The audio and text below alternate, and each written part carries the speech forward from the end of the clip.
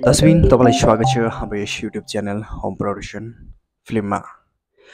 दसबिन आज हामी कुरा गर्नेछौँ नेपालको मोस्ट पपुलर फिल्म यानि कि यतिखेर निकै प्रदर्शनमा भइरहेको फिल्म पिताम्बरको बारेमा हामी चर्चा गर्नेछौँ। बलिउड सुपरस्टार सलमान खान अभिनीत फिल्म सिकन्दरको ट्रेलर करिब 10-12 दिनदेखि नेपालमा युट्युब ट्रेडिङको फिल्म सेक्सनतर्फ शीर्ष स्थानमा थियो। यसलाई न अन्य बलिउड फिल्मका ट्रेलर र नेपाली फिल्मको ट्रेलरले उछिन्न सकेका थिए, तर मल्टिस्टार फिल्म पिताम्बरको ट्रेलर भने सिकन्दरलाई उछिन्दै आफूलाई दोस्रो स्थानबाट उकास्न सफल भएको छ। दर्शक युट्युब रिलिजको 6 दिनमा फिल्मको ट्रेलर शीर्ष स्थानमा उक्लिएको हो। 21 लाख भन्दा बढी भ्युज पाइसकेको ट्रेलरलाई युट्युबमा प्रतिक्रिया पनि सकारात्मक मिलिरहेको छ। कतिले प्रदीप खड्काको एक्सनको तारिफ गरेका छन् भने कतिले सौगत मल्लको बोलेको संवाद नै मन पराएका छन्। ट्रेलरलाई प्राप्त प्रतिक्रिया हेर्दा फिल्मलाई लिएर दर्शक उत्साहित रहेको देखिन्छ।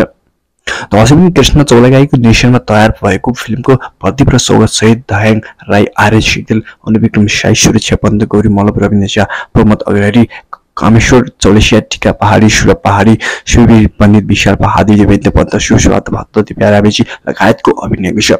नयाँ वर्ष 2082 को छेको 29 गतिबाट प्रदर्शनमा आउन लागेको फिल्मको निर्माता विशाल चौलागी, निर्माता प्रदर्शन प्रधान अध्यक्ष लमिसानी आरोपदेखि स्टारका कारण चर्चामा रहेको फिल्मको लोभलाग्दो हाइप बनेकाले बक्स अफिसमा हुने राम्रो व्यापार प्रत्यक्ष गरिएको देखिन्छ। दसबिन आजको हाम्रो छोटो रिभ्यू तपाईँलाई कस्तो लाग्यो? जस्तो लाग्यो त्यस्तै सुझाव सल्लाह तथा प्रतिक्रिया दिनु भने नबिर्सनुहोला।